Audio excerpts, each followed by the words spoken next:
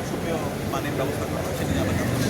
তাহলে মোটামুটি সমাধান হয়েছে। হ্যাঁ, প্রত্যেকটা সমস্যা আমরা বলেছি। ডাকসু নির্বাচন এবং নির্বাচনের পরে আমরা যখন প্রেস কনফারেন্স করেছিলাম, আমরা এখানে প্রতীকে বলেছি আমরা ঢাকা বিশ্ববিদ্যালয়ের শিক্ষার্থীদের কাছে আমি সানিকা এমপি হিসেবে পরিচয় দিতে চাই না, মুম্বাই সাল্লাহ গভর্নর ব্যক্তিগত সম্পাদক হিসেবে পরিচয় দিতে চাই না। এখানে আমরা যারা আছি আফসানা, আমরা কেউ নেতা নয়, আমরা সবার প্রতিনিধি।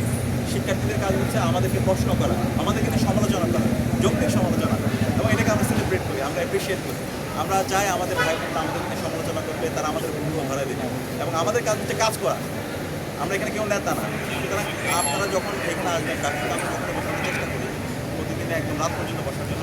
যে আসুক, যে কোনো সমস্যা, তাদের ব্যক্তিগত সমস্যা, পারিবারিক সমস্যা, তাদের একাডেমিক সমস্যা, যে কোনো সমস্যা, ক্যাম্পাসে তার আপন বড় ভাই থাকলে অথবা তার আপন বোন থাকলে যেভাবে শেয়ার করে, শিক্ষার্থীরা তারা আমাদের সাথে এইভাবে শেয়ার করছে, এবং আমরা আমাদের সবটুকু দিয়ে আমরা চেষ্টা করতেছি। আপনারা জানেন একটি বিদ্যালয়ে আমাদের এখানে ডাকসুর এখন পর্যন্ত আমরা ফান্ডটা পাই না, ফান্ডটা দিয়েছি, কিন্তু আমরা বসে নাই। আমরা বলতে পারতাম, আমরা অজুহাত দিয়ে বলতে পারতাম, আমরা কাজ করতে পারতেছি না।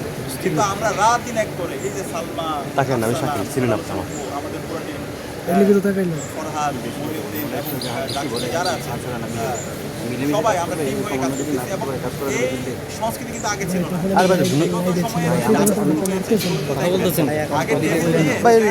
জিততে হবে কেন? সব জায়গায় কিছু জায়গায় হেঁটে যান, ফটো যেতে হবে। প্রোটোকলের রাজনীতি, কিন্তু এই ঢাকা বিশ্ববিদ্যালয় এখন এই ডাকসু নির্বাচন পদ্ধতি দেখে কোনো ধরনের প্রোটোকলের রাজনীতি নাই।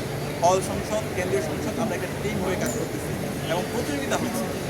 এই ধরনের একটা সুন্দর সংস্কৃতি আমরা আশা করছি এটা একটা সাস্টেনেবল পজিশন আমরা নিয়ে যাব, এবং পরবর্তী যারা আসবে তারা যেন আরও ভালো পজিশন আমাদের বিশ্ববিদ্যালয়কে নিয়ে যেতে পারে, সেজন্য তারা আশা করছি তারা কাজ করবে, তাদের জন্য চমৎকার একটা আমরা খেলবো, তার জন্য আমরা রেখে যাবো। ধন্যবাদ।